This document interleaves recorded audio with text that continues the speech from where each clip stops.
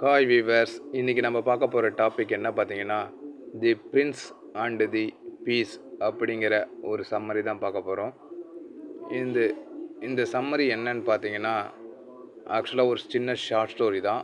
வாங்க சீக்கிரம் சம்மரியை பார்க்கலாம்.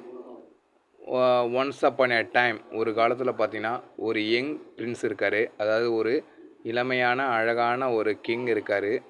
அவருக்கு மேரேஜ் பண்ணணும்னு ஒரு ஆசை வருது. அவங்க ஃபேமிலியில் கூட ஒரு ஆசை இருக்குது. ஸோ அப்போ he had a princess but not just any princess.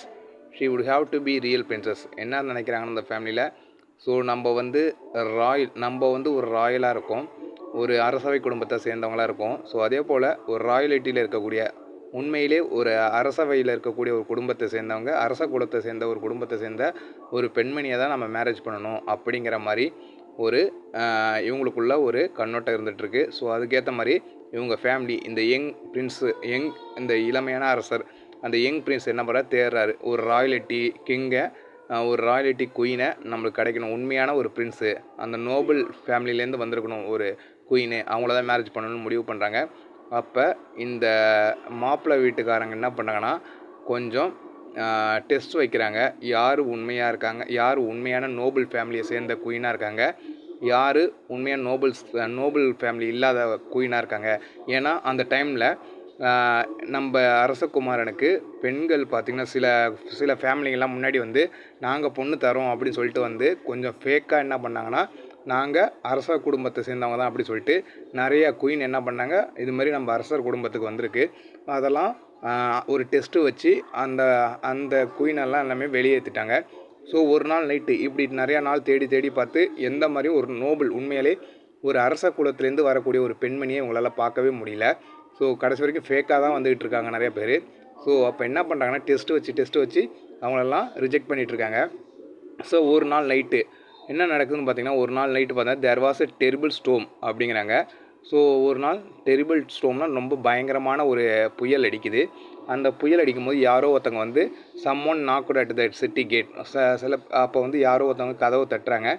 அது யாருன்னு பார்த்தா ஒரு கேர்ள். அந்த கேர்ள் என்ன சொல்கிறாங்கன்னா, அந்த கேர்ள் என்ன பண்ணுறாங்கன்னா, கதவு தட்டிட்டு என்ன பண்ணுறாங்கன்னா, நான் கொஞ்ச நேரம் தங்கிக்கலாமா, மழை பெய்யுது ஓவராக, ஸோ அந்த மழை விட்டோன்னே நான் வெளில போயிடுறேன் அப்படி சொல்லி தங்கிக்கலாமான்னு கேட்குறாங்க.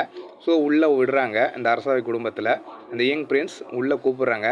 அப்போ மதர் என்ன பண்ணுறாங்கன்னா, ஒரு டெஸ்ட்டு வைக்கும் இந்த பெண்மணிக்கு, இவ உண்மையிலேயே அரச குடும்பத்தை சேர்ந்த பெண்மணியாக நம்ம டெஸ்ட் பண்ணலாம் அப்படின்னு சொல்லிட்டு என்ன பண்ணுறாங்கன்னா, பச்சை பட்டாணிலாம் இருக்குல்ல, அந்த பச்சை பட்டாணிலாம் எடுத்துகிட்டு போயிட்டு, நிறைய பச்சை பட்டாணிகள்லாம் எடுத்துகிட்டு போயிட்டு என்ன பண்ணுறாங்கன்னா, பெட்டு கீழே அந்த பெட் ஸ்ட்ரீட், அதாவது ஃப்ரேம் ஒர்க் இருக்குல்ல, பெட்டோட ஃப்ரேம் ஒர்க்கு, அந்த ஃப்ரேம் ஒர்க்கில் போட்டுட்டு அது மேலே 20 போர்வையெல்லாம் போட்டுட்டு, அது மேலே இறகுகளால் ஆன, பறவையோட இறகுகளால் ஆன மெத்தைகளை போட்டு என்ன பண்ணுறாங்கன்னா, அந்த பெண்ணை தூங்க சொல்கிறாங்க. மறுநாள் காலில் அந்த பொண்ணுக்கிட்ட விசாரிக்கிறாங்க, எப்படிம்மா தூங்கினேன் அப்படி சொல்லிட்டு அந்த குயின், யாருன்னா நம்ம யங் பிரின்ஸோட அம்மா வந்து குயின் என்ன பண்ணுறாங்கன்னா கேட்குறாங்க, என்னம்மா பண்ணிகிட்ருக்க, எப்படிம்மா தூக்கம் வந்துச்சாம்மா உனக்கு அப்படின்னு கேட்குறாங்க. இல்லை, நான் தூங்கவே இல்லை, கடவுளுக்கு தான் தெரியும் நேற்று நைட்டு என்ன நடந்துச்சுன்னு, எங்கே பார்த்தாலும் எனக்கு ஒரே குத்துற மாதிரி இருக்குது, ஸோ என்னால் தூங்க முடியல அப்படிங்கிற மாதிரி சொல்லியிருக்காங்க. அப்போ தான் உணர்ந்தாங்க, ஸோ இந்த பெண் தான் உண்மையான நோபலான ஒரு பெண்மணி, அரசர் குடும்பத்திலேருந்து வந்த ஒரு பெண்மணி இவங்க தான் அப்படின்னு சொல்லி என்ன பண்ணுறாங்க, கண்டுபிடிச்சி மேரேஜ் பண்ணி வைக்கிறாங்க. ஸோ இந்த சென்சிட்டிவிட்டியை வச்சு தான் இவங்க உண்மையான குடும்பம், உண்மையான ராஜ பரம்பரையை சேர்ந்த ஒரு குயின் தான் அப்படின்னு சொல்லி கண்டுபிடிச்சி மேரேஜ் பண்ணி வைக்கிறாங்க. இப்படி தான் முடியுது இந்த சம்மரி. ஸோ தேங்க்யூ ஃபார் வாட்சிங் மை வீடியோஸ். மறக்காமல் சப்ஸ்கிரைப் பண்ணுங்கள் நம்ம சேனலில். தேங்க்யூ ஃபார் வாட்சிங்.